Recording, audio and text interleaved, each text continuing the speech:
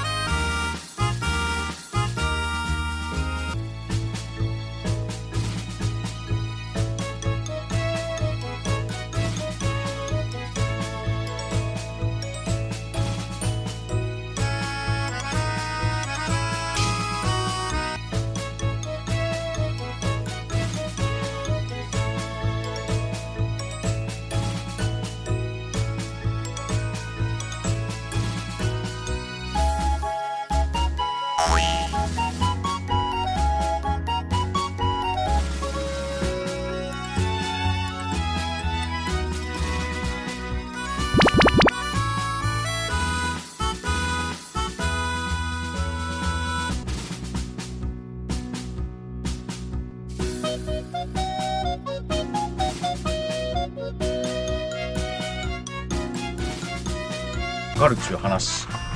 一応かかる。かかるらしいよ。で、いいよったよ。本当かどうか知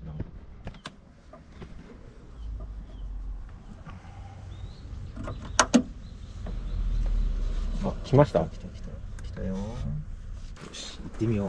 行ってみましょう。やばい、虫がすごい。虫がすごいよ。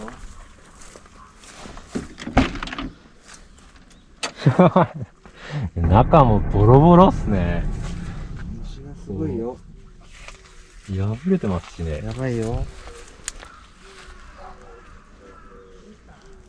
あ、これ一応上取れるんですね。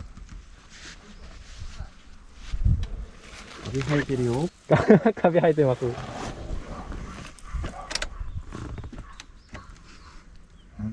あれ？エンジンかからない。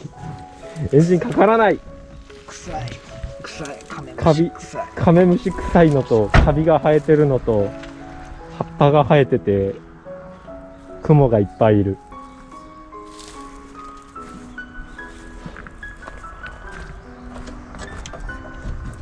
電圧が低すぎるのかな。